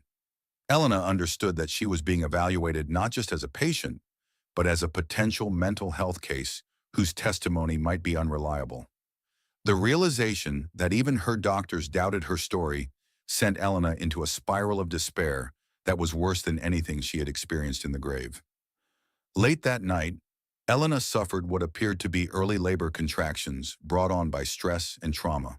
As medical staff rushed to stabilize her pregnancy, Elena realized that Victor's attempt to kill her and their child was continuing even from his jail cell, through the psychological warfare being waged by his legal team. Please don't let my baby die, Elena whispered to Dr. Kim as the contractions intensified. Victor's already tried to kill us once. Don't let him succeed now. Dr. Kim worked through the night to stop Elena's premature labor, using medications and monitoring equipment to stabilize both mother and child. But the incident had been traumatic for Elena, who began to understand that her fight for survival was far from over. The next morning brought more devastating news. Detective Santos visited Elena with information that Victor's legal team had uncovered in their investigation of her background. Elena, I need to prepare you for what's coming, Santos said gently. Victor's lawyers have obtained your prescription records, and they're planning to use your antidepressant medication as evidence of mental instability. Elena had been prescribed antidepressants early in her pregnancy to help manage the anxiety she had felt about Victor's increasingly erratic behavior. The medication was completely legal and had been prescribed by her obstetrician as a safe treatment for prenatal depression. But Victor's lawyers were spinning the prescription as evidence that Elena was mentally unstable and capable of elaborate self-harm. They were also highlighting the fact that Elena had stopped taking the medication without telling Victor, suggesting that her decision to go off antidepressants had triggered a psychotic episode. They're saying that you went off your medication, became delusional, and created an elaborate fantasy about Victor trying to kill you, Santos explained. They're claiming that you dug the grave yourself during one of Victor's business trips, and then buried yourself in it when he suggested the weekend getaway. Elena felt the walls closing in around her as she realized the sophistication of Victor's defense strategy. His lawyers weren't just claiming that she had lied about the attempted murder. They were suggesting that she genuinely believed her own delusions and had endangered her unborn child in service of her mental illness. But the recording devices captured everything, Elena protested. Victor's voice planning my murder, him actually burying me, his calls to Sophia afterward. How can they explain that away? They're claiming that you recorded those conversations out of context, that Victor was discussing a movie script or a novel plot. Santos replied, they're saying that your pregnancy hormones and medication withdrawal caused you to misinterpret innocent conversations as evidence of a murder plot. Elena realized that Victor's team was using every prejudice and misconception about pregnant women, mental health, and domestic violence to destroy her credibility. They were portraying her as an unstable woman whose pregnancy had made her paranoid and delusional. The media coverage became increasingly hostile as Victor's narrative gained traction. Television psychiatrists who had never met Elena appeared on talk shows to discuss how pregnancy could trigger psychotic episodes. Legal experts debated whether Elena should be charged with filing a false police report and endangering her unborn child.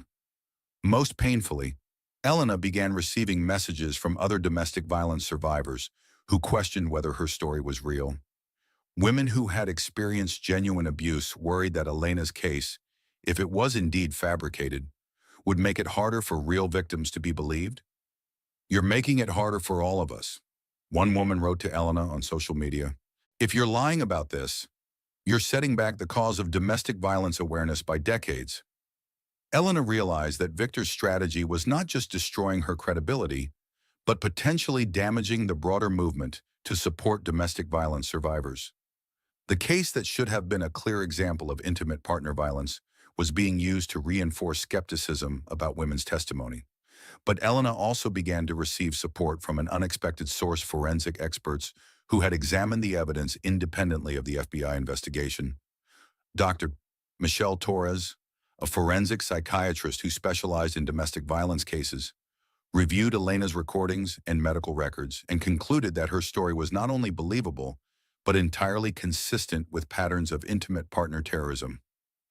Elena's case shows classic signs of financial abuse, psychological manipulation, and escalating violence.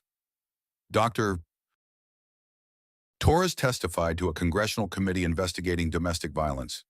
The suggestion that she staged her own attempted murder is not just implausible, it's impossible given the evidence. Dr. Torres's analysis included details that Victor's defense team couldn't explain away: the sophisticated planning required for the murder plot, the coordination with multiple conspirators, and the medical evidence of genuine oxygen deprivation during Elena's burial. You cannot fake the physiological signs of being buried alive, Dr. Torres explained. Elena's blood oxygen levels, her tissue damage, and her stress hormone levels all confirm that she experienced genuine, life-threatening trauma. Elena's case began to attract support from domestic violence organizations around the world, who recognized that the attack on Elena's credibility was really an attack on all survivors of intimate partner violence. Major advocacy groups issued statements supporting Elena, and condemning the victim-blaming tactics being used by Victor's defense team. But the psychological toll on Elena was enormous. The woman who had survived being buried alive was now being buried under an avalanche of doubt, skepticism, and character assassination. Some days, Elena wondered if it would have been easier to die in the grave than to survive only to have her sanity and credibility questioned by the entire world. Sometimes I think Victor's plan is working perfectly, Elena confided to Agent Park during one of their meetings. He wanted to destroy me, and even though I survived the burial, he's destroying my reputation and my credibility instead. Elena, the truth has a way of coming out, Agent Park replied. We have the evidence, we have the recordings, and we're building a case that will not only convict Victor, but also vindicate you completely. Elena clung to that hope as she continued her recovery in the hospital, knowing that the battle for her life was far from over. The woman who had clawed her way out of a grave would have to claw her way out of a character assassination campaign that threatened to bury her just as completely as Victor's original plan. But Elena was determined to fight back. She had survived attempted murder, and she would survive this attempt to murder her reputation. The truth about Victor's crimes would eventually shock the world. But first, Elena had to survive the lies that threatened to destroy her credibility forever. When you think you've survived the worst that life can throw at you, how do you cope when 3 devastating blows hit in rapid succession? Elena was about to learn that Victor's attempts to destroy her extended far beyond their original plan. Elena had been in the hospital for 5 days when the first catastrophe struck. She was reviewing legal documents with her attorney when Detective Santos arrived with news that would shatter what little sense of security she had managed to rebuild.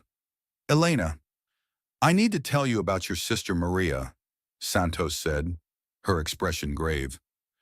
She was in a car accident this morning. Elena's world tilted on its axis. Is she alive?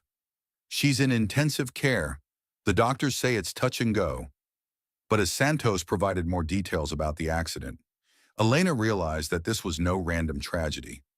Maria's car had been forced off the road by a black SUV that had fled the scene. Security cameras showed that the SUV had been following Maria for several miles before causing the collision.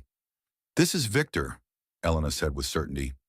He's trying to isolate me by attacking the people I love. Santos nodded grimly. We're investigating the possibility that this was intentional. The SUV had stolen plates, and the driver knew exactly how to cause maximum damage while maintaining plausible deniability. Elena realized that Victor was implementing a campaign of terrorism designed to break her psychologically. Even from jail, he was using his resources and connections to attack anyone who might support or corroborate Elena's story. Elena was still processing the news about Maria when the second catastrophe hit. Agent Park arrived at the hospital with news that made Elena's blood run cold. Elena, we have a problem with the evidence, Park said. Someone broke into the FBI storage facility where we were keeping your recording devices and documentation. Elena felt the room spinning around her. What do you mean, broke in? Professional job. They knew exactly where to go and what to take. They left behind anything that wasn't directly related to your case. But they got the original recording devices and several crucial pieces of physical evidence. Elena realized that Victor's legal team had somehow orchestrated the theft of the evidence that could convict him. Without the original recordings, the prosecution's case would rely on copies that Victor's lawyers could claim had been doctored or fabricated. How is that possible? Elena asked. Don't you have security protocols? We do. But whoever did this had inside information about our storage procedures and security schedules. Park admitted. This was someone with law enforcement connections or someone who paid for that information. Elena understood that she was facing an enemy with virtually unlimited resources and no moral constraints. Victor was willing to corrupt federal agents, stage accidents, and destroy evidence to avoid conviction for his crimes. But the worst was yet to come. Later that same day, as Elena was trying to process the implications of losing her sister and her evidence, Dr. Kim arrived with news that completed Elena's devastation. Elena, I need to discuss your test results, Dr. Kim said, her voice carefully neutral. We've detected some abnormalities in your baby's development that are consistent with oxygen deprivation during your burial. Elena felt her heart stop. What kind of abnormalities? Potential developmental delays, possible hearing impairment, and elevated risk of neurological complications. Dr. Kim explained gently, we won't know the full extent until after birth, but the trauma you experienced has likely affected your baby's development. Elena realized that Victor's attempt to murder her had succeeded in damaging their child. Even though she had survived, the baby she had fought so hard to protect had been harmed by the very act of that protection. Is my baby going to be okay? Elena whispered. We're doing everything we can to minimize the damage and support healthy development. Dr. Kim replied, but I won't lie to you. There may be lifelong consequences from what happened to you both. Elena broke down completely. In the span of a single day, she had lost her sister's health, her evidence against Victor, and her certainty that her child would be born healthy. The triple catastrophes felt like a coordinated attack designed to destroy her will to fight. That night, Elena experienced what would later be recognized as a severe mental health crisis. The combination of trauma, isolation, and devastating losses triggered a psychological breakdown that left her barely functional. Elena found herself unable to eat, sleep, or focus on anything beyond the overwhelming sense that Victor was systematically destroying everything she cared about. She began to question whether fighting for justice was worth the cost to her family and her unborn child. Maybe I should just give up, Elena told Agent Park during one of her darkest moments. Maybe I should accept whatever plea deal Victor's lawyers offer and try to protect what's left of my family. Park recognized that Elena was being psychologically crushed by the coordinated assault on her life and support system. Elena, that's exactly what Victor wants. He's trying to break you so that you'll stop fighting for justice. But Elena was beginning to understand that justice might be impossible when facing an opponent with unlimited resources and no moral constraints. Victor had demonstrated that he could attack her family, corrupt evidence, and manipulate the legal system with impunity. The media coverage of Elena's crisis painted her breakdown as further evidence of mental instability. Headlines like, "Buried alive woman suffers mental collapse," and "Is Elena Harrington having a breakdown?" reinforced the narrative that Victor's lawyers were promoting. Elena's psychiatrist, Dr. Wright, used her crisis as an opportunity to push for a more comprehensive mental health evaluation. Elena, these recent events have clearly triggered a severe psychological episode, he said. I think we need to consider the possibility that your original trauma was more complicated than you remember. Elena realized that even her mental health crisis was being weaponized against her by people who wanted to discredit her testimony. The breakdown that should have been seen as a natural response to devastating losses was being treated as evidence of underlying mental illness. But in her darkest moment, Elena received unexpected support from a source that would change everything. Maria, despite her injuries, had regained consciousness and was able to provide crucial information about the SUV that had forced her off the road. Elena, Maria whispered from her hospital bed. I saw the driver's face right before the impact. It was that woman from the photos you showed me. Victor's mistress. Elena realized that Sophia had personally carried out the attack on Maria, providing direct evidence of the conspiracy to intimidate and silence Elena's supporters. This revelation gave Elena the strength to continue fighting, even in the face of overwhelming odds. The triple catastrophes that had nearly destroyed Elena's will to fight would ultimately become the evidence that proved Victor and Sophia's willingness to use any means necessary to escape justice. But first, Elena would have to find the strength to rise from the ashes of her worst day and continue the fight for her life and her child's future. The woman who had been buried alive was being buried again, this time under an avalanche of attacks designed to break her spirit. But Elena was beginning to understand that survival meant more than just staying alive. It meant refusing to let her enemies destroy her capacity to fight for what was right. What happens when you think you've finally gained the upper hand, only to discover that your enemy has been setting an even more devastating trap? Elena was about to learn that legal victories could be turned into weapons against the very people they were meant to protect. 3 weeks after the triple catastrophes, Elena finally received what seemed like good news. Despite the theft of evidence and the attacks on her support system, the district attorney's office had managed to secure enough evidence to proceed with charges against Victor for attempted murder, conspiracy, and insurance fraud. "We're confident we can get a conviction," District Attorney Sarah Chen told Elena during a pretrial meeting. "Even without the original recording devices, we have copies of the audio, witness testimony, and physical evidence from the gravesite. Victor's going to pay for what he did to you." Elena felt a surge of hope for the first time in weeks. She had survived being buried alive, withstood a character assassination campaign, and endured devastating attacks on her family.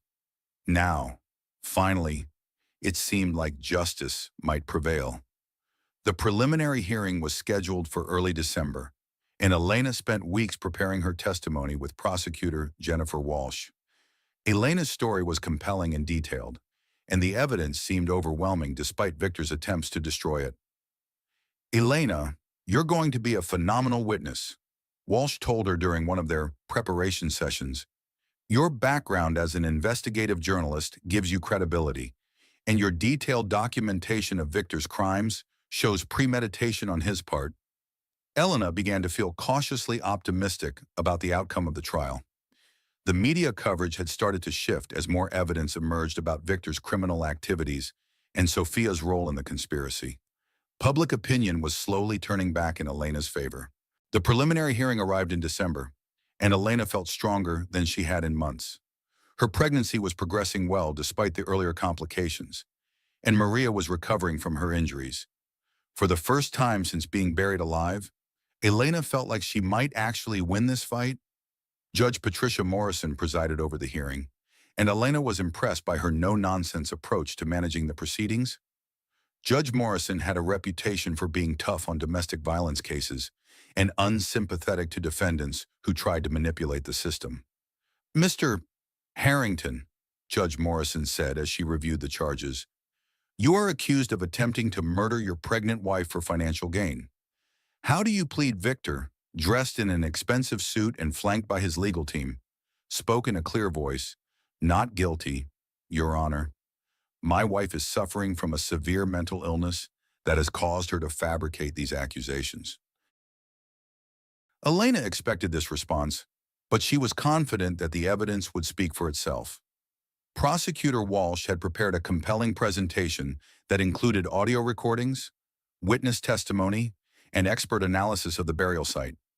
But as the hearing progressed, Elena began to notice something troubling. Judge Morrison seemed unusually receptive to arguments from Victor's defense team, asking pointed questions about Elena's mental health history and the circumstances surrounding her discovery of the alleged plot. "Ms. Martinez," Judge Morrison said to Elena during her testimony, using Elena's maiden name instead of her married name, "can you explain to the court why you chose to continue this alleged investigation instead of immediately reporting your concerns to law enforcement?" Elena answered the question thoroughly, explaining her background as an investigative journalist and her need to gather sufficient evidence to ensure Victor's conviction. But Judge Morrison's tone suggested skepticism about Elena's motivations and decision-making. The defense presentation was devastating in its thoroughness. Victor's lawyers had assembled a team of expert witnesses who testified about pregnancy-related mental health issues, the effects of hormone fluctuations on perception and memory, and the possibility that Elena had created an elaborate delusion to explain her deteriorating marriage. Dr. Richard Steinberg, a forensic psychiatrist hired by the defense, testified that Elena's behavior was consistent with a rare pregnancy-related psychotic disorder that could cause elaborate paranoid delusions. "Mrs. Harrington genuinely believes that her husband tried to kill her," Dr. Steinberg testified, "but her belief is the product of a severe mental illness, not actual events. The evidence suggests that she staged the burial herself during a psychotic episode." Elena watched in horror as her own medical records were dissected in open court. Her prescription for antidepressants, her decision to stop taking them, and her history of work-related stress were all presented as evidence of underlying mental instability. But the most devastating blow came when Victor's lawyers called a surprise witness, Dr. Morrison, the corrupt medical examiner who had originally agreed to falsify Elena's death certificate. Instead of testifying for the prosecution as expected, Dr. Morrison had been flipped by Victor's legal team and was now claiming that he had never agreed to participate in any murder plot. Mr. Harrington contacted me about writing a crime novel, Dr. Morrison testified under oath. He was researching how medical examiners determine cause of death for his fictional story. Mrs. Harrington has taken these innocent conversations out of context to support her delusions. Elena felt the courtroom spinning around her as she realized that Victor's lawyers had successfully corrupted or intimidated every witness who could support her story. The evidence that should have convicted Victor was being reinterpreted to support the defense narrative that Elena was mentally ill. The hearing's conclusion was devastating. Judge Morrison ruled that while there was sufficient evidence to proceed to trial, she was ordering Elena to undergo a comprehensive psychiatric evaluation to determine her competency to testify. The court is concerned about the complainant's mental state and her ability to distinguish between reality and delusion, Judge Morrison announced. Before this case can proceed, we need independent verification that Mrs. Harrington is competent to provide reliable testimony. Elena realized that she had walked into a trap. What should have been her legal vindication had been turned into another weapon against her credibility. Now, instead of preparing for Victor's trial, she would be forced to undergo psychiatric evaluation that could potentially declare her incompetent and dismiss all charges against Victor. As Elena left the courthouse that day, she understood that her fight for justice had become more complicated than ever. Victor's legal team had successfully transformed the legal system from a source of protection into another instrument of psychological warfare. The woman who had survived being buried alive was now being buried under legal maneuvers designed to declare her insane and discredit her testimony. Elena's escape from the grave had shocked the world, but Victor's escape from justice threatened to shock it even more. Elena knew that she would have to find new sources of strength and new allies if she wanted to continue fighting for the truth. The courtroom that should have been her sanctuary had become another battleground, and Elena was beginning to understand that her enemy was willing to corrupt every institution necessary to avoid accountability for his crimes. But Elena had learned something important about herself during her time underground. She was capable of surviving anything, and if she could claw her way out of a grave, she could claw her way out of a legal system that was being manipulated to protect her would-be killer. The battle for justice was far from over, and Elena was determined to shock the world one more time, this time with the truth that would finally destroy Victor's carefully constructed lies. Sometimes salvation comes from the most unexpected sources. Just when Elena thought the entire world had turned against her, she was about to discover that Victor's web of corruption had created its own enemies, people who were ready to risk everything to see justice done. Elena's court-ordered psychiatric evaluation was scheduled to begin the following week, and she was struggling with the reality that her mental competency was now being questioned by the very legal system that should have been protecting her. She sat in her hospital room, 7 months pregnant and feeling more isolated than ever, when Detective Santos arrived with news that would change everything. "Elena, I want you to meet someone," Santos said, stepping aside to reveal a woman Elena didn't recognize. "This is Agent Claire Whitfield from the FBI's Public Corruption Unit." Agent Whitfield was a sharp-eyed woman in her 40s who carried herself with the confidence of someone accustomed to taking on powerful adversaries. She sat down across from Elena and spoke in a direct, no-nonsense tone. "Mrs. Harrington, my unit has been investigating corruption in the federal court system, and your case has raised several red flags. We believe that Judge Morrison may have been compromised." Elena felt a spark of hope for the first time in weeks. "What do you mean, compromised?" "Judge Morrison received a substantial payment to her offshore account 3 days before your preliminary hearing," Agent Whitfield explained. "The money came from a shell company that we've traced back to Victor's business empire." Elena realized that Victor's corruption extended even deeper than she had imagined. He hadn't just bribed a medical examiner or intimidated witnesses. He had purchased a federal judge to ensure that Elena's testimony would be discredited. We've also discovered that Dr. Morrison, the medical examiner who changed his testimony, has gambling debts that were recently paid off by another company connected to Victor. Agent Whitfield continued, "Your husband has been systematically corrupting everyone involved in your case." But Agent Whitfield had more revelations that would reshape Elena's understanding of her situation. The FBI's investigation had uncovered evidence that Victor's criminal activities extended far beyond insurance fraud and attempted murder. Victor's tech company has been laundering money for organized crime figures for the past 3 years. Agent Whitfield explained, "He's not just a businessman who tried to kill his wife. He's a key player in a massive criminal enterprise." Elena learned that Victor's desperation to collect her life insurance money was driven by his need to pay off debts to Russian organized crime figures, who were growing impatient with his delays. Elena's murder had been planned not just for the insurance money, but to eliminate a potential witness to Victor's criminal activities. "We believe Victor was planning to disappear with Sophia after your death," Agent Whitfield said. "They had already established new identities and offshore accounts in preparation for leaving the country permanently." This information reframed Elena's case entirely. She wasn't just a domestic violence victim. She was a witness to federal crimes involving money laundering, racketeering, and international criminal conspiracy. But Agent Whitfield's most important revelation was yet to come. The FBI had been monitoring Victor's communications from jail, and they had discovered that he was still actively trying to eliminate Elena and other witnesses who could testify against him. "Victor has been using his lawyers as intermediaries to coordinate attacks on you and your family," Agent Whitfield explained. "The attack on your sister, the theft of evidence, even the corruption of Judge Morrison, all of it has been orchestrated from his jail cell." Elena realized that Victor's legal team wasn't just defending him, they were serving as the operational command center for his ongoing criminal activities. The attorneys who claimed to be officers of the court were actually helping Victor continue his campaign of intimidation and corruption.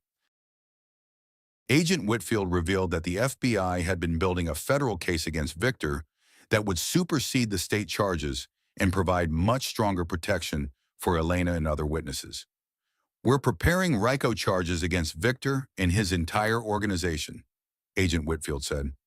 "Racketeering, money laundering, witness tampering, judicial corruption. He's looking at life in federal prison without the possibility of parole." Elena felt a surge of hope, but she also understood that escalating the case to the federal level would make her an even bigger target for Victor's associates. "What about my safety?" Elena asked. "If Victor is working with organized crime figures, won't they try to eliminate me to protect their operations?" "That's why we're putting you in the Federal Witness Protection Program," Agent Whitfield replied. "Effective immediately, you'll be moved to a secure facility where we can protect you until Victor's trial is completed." Elena realized that her life was about to change dramatically once again.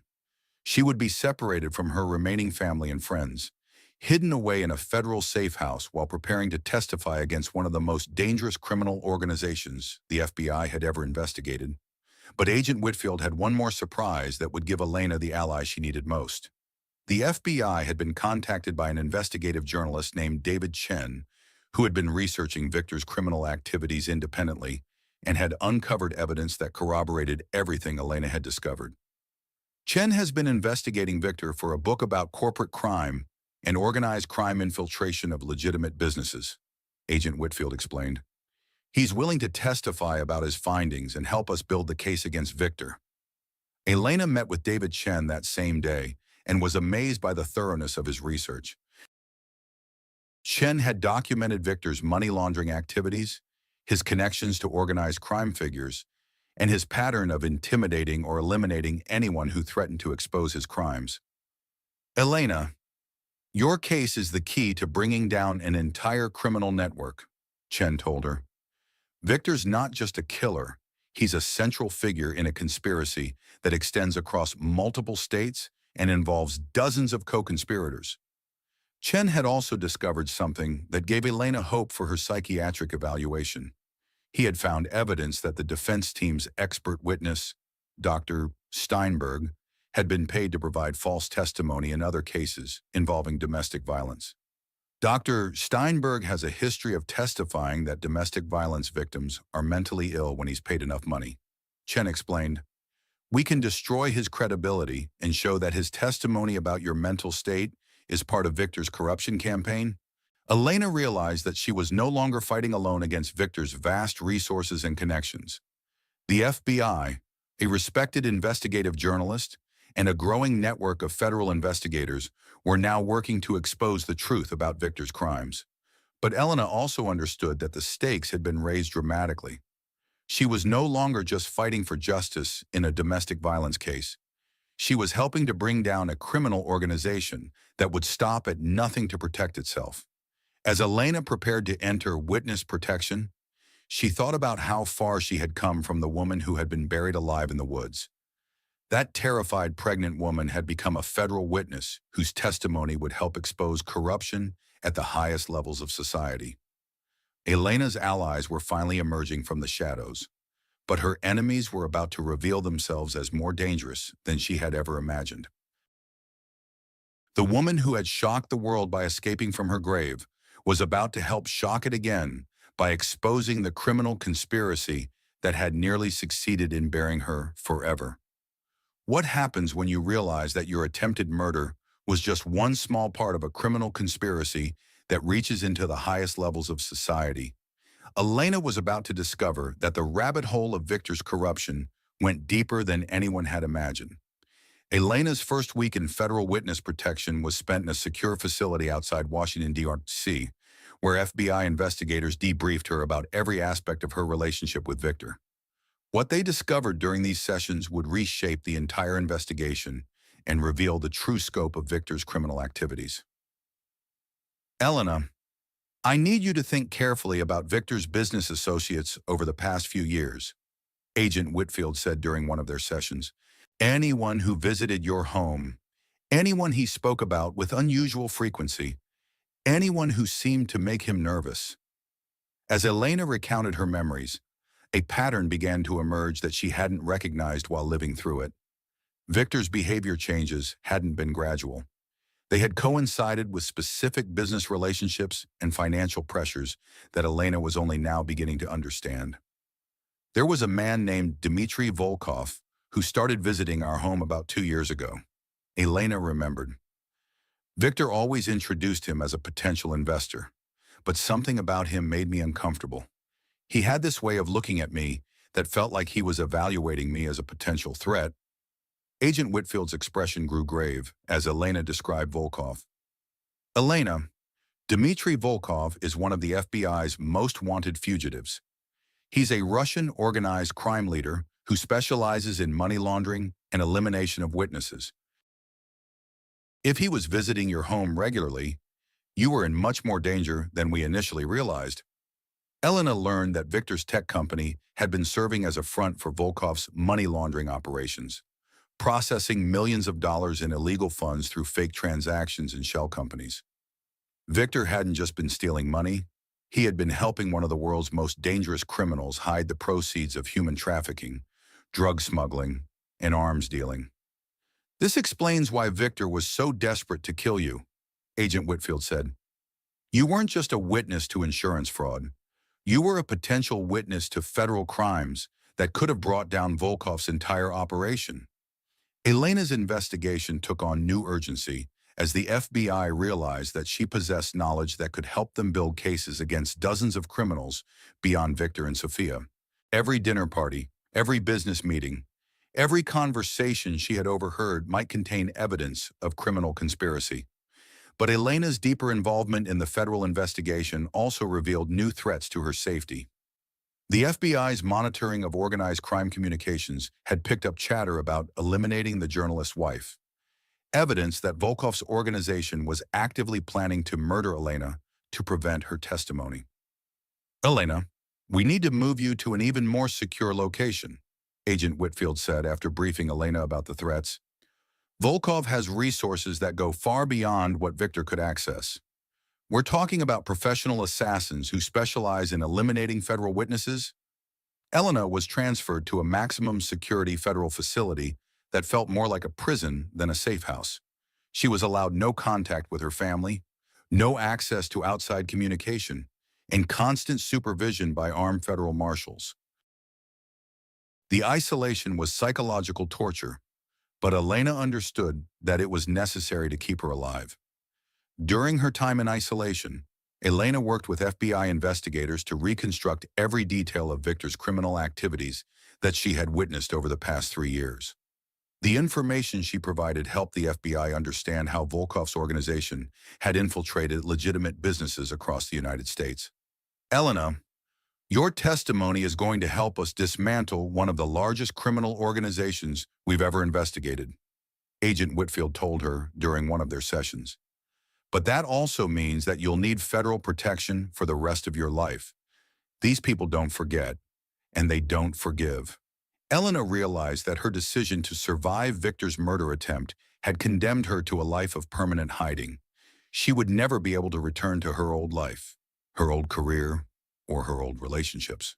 The woman who had clawed her way out of a grave had saved her life, but lost her freedom forever. But Elena's investigation also revealed something that gave her hope for justice.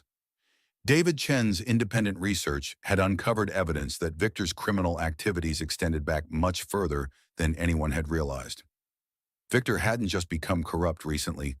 He had been building his criminal empire for over a decade.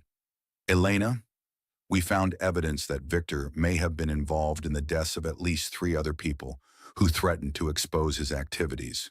Chen told her during one of their secure video conferences. You weren't his first victim. You were just the first one who survived.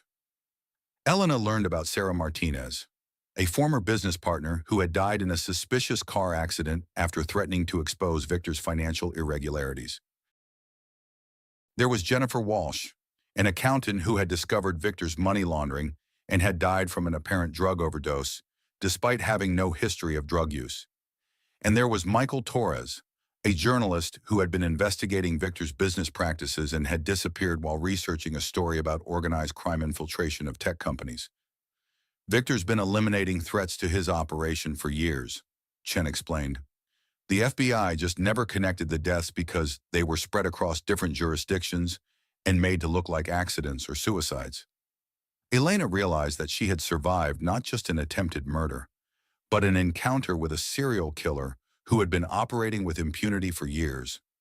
The man she had married was not just a corrupt businessman, he was a professional murderer who eliminated anyone who threatened his criminal enterprise. But Elena's investigation also revealed the scope of the corruption that had protected Victor for so long. Judge Morrison wasn't the only judicial official who had been compromised. Victor's organization had been systematically bribing judges, prosecutors, and law enforcement officials to ensure that investigations into their activities were derailed or dismissed. Elena, we're dealing with a level of corruption that goes to the very top of the legal system in several states, Agent Whitfield explained. Your case has helped us identify dozens of officials who have been taking money to protect criminal organizations. Elena understood that her testimony would not just convict Victor and his immediate associates, but would expose a network of corruption that reached into the highest levels of government and law enforcement. She was no longer just a domestic violence survivor. She was a key witness in what would become one of the largest corruption cases in American history. As Elena's 8th month of pregnancy approached, she prepared for the trial that would determine not just Victor's fate, but the fate of an entire criminal organization. The woman who had been buried alive was about to help bury the criminals who had nearly destroyed her. But Elena also knew that testifying against such powerful and dangerous people would mark her for life. Win or lose, she would never be truly safe again. The price of survival and justice was a lifetime of looking over her shoulder, wondering if today would be the day that Victor's associates finally caught up with her. Elena had escaped from one grave, but in some ways she was still buried under the weight of secrets and the burden of knowledge that made her a permanent target for some of the most dangerous people in the world. The woman who had shocked the world with her escape was about to shock it again with revelations that would topple governments and destroy criminal empires. But first, she had to survive long enough to tell her story. How far would you go to silence a witness who could destroy your entire criminal empire? Elena was about to discover that when billions of dollars and hundreds of lives are at stake, there are no limits to the violence that desperate criminals will employ. Elena's ninth month of pregnancy coincided with the most dangerous period of her federal protection. Intelligence gathered by the FBI indicated that Volkov's organization had identified the general area where Elena was being held, and they were systematically working to locate and eliminate her before she could testify. Elena, we've intercepted communications that suggest they're planning a coordinated assault on our facility, Agent Whitfield informed her during an emergency briefing. We need to move you again, and this time, we're going to a location that doesn't officially exist. Elena was transferred in the middle of the night to a black site facility that the FBI used for protecting the most high-value witnesses. The location was so classified that even Elena wasn't told where she was being held. All she knew was that she was underground, surrounded by armed guards, and completely cut off from the outside world. The isolation was becoming unbearable for Elena, who had spent months without meaningful human contact beyond her FBI handlers. The pregnancy that should have been a time of joy and anticipation had become a nightmare of fear and uncertainty. Elena found herself talking to her unborn child constantly, the only companion she was allowed to have. We're going to get through this, little one, Elena whispered to her belly. Mommy's going to make sure the bad people can't hurt us anymore. But Elena's isolation was broken by unexpected news from Agent Whitfield. The FBI had arrested Sophia Lang after intercepting her communications with Volkov's organization. Sophia had been serving as a liaison between Victor's jail cell and the criminal organization, coordinating the efforts to eliminate Elena and other witnesses. Sophia's decided to cooperate with us, Agent Whitfield told Elena. She's willing to testify against Victor and Volkov in exchange for a reduced sentence and relocation to witness protection. Elena felt a complex mix of emotions about Sophia's cooperation. The woman who had pushed Victor to murder Elena was now helping to bring him to justice, but only because she had been caught and faced life in prison herself. Sophia's testimony revealed details about the criminal organization that even Elena hadn't known. She described meetings where Volkov had specifically discussed the journalist problem and ordered Victor to eliminate Elena before she could become a threat to their operations. Volkov told Victor that the organization had ways of making people disappear that would never be traced back to them. Sophia testified during her debriefing. He said that Elena was a trained investigator who could uncover their entire operation if she ever became suspicious of Victor's activities. Elena learned that her murder had been planned not just for financial gain, but as a preventive measure to protect a criminal enterprise worth hundreds of millions of dollars. She hadn't just been an inconvenient wife. She had been identified as an existential threat to one of the largest criminal organizations in North America. But Sophia's cooperation also revealed that the threats to Elena were far from over. Volkov's organization had learned about Sophia's arrest and was accelerating their timeline for eliminating Elena and any other witnesses who could testify against them. They're planning something for the delivery, Sophia warned the FBI. Volkov said that when Elena goes to the hospital to give birth, that would be their best opportunity to eliminate her while making it look like a medical complication. Agent Whitfield immediately implemented additional security measures. But Elena realized that the birth of her child, which should have been the happiest moment of her life, was now the most dangerous. Volkov's organization was planning to murder her and her newborn baby in a hospital room, making it appear that Elena had died from chilblain.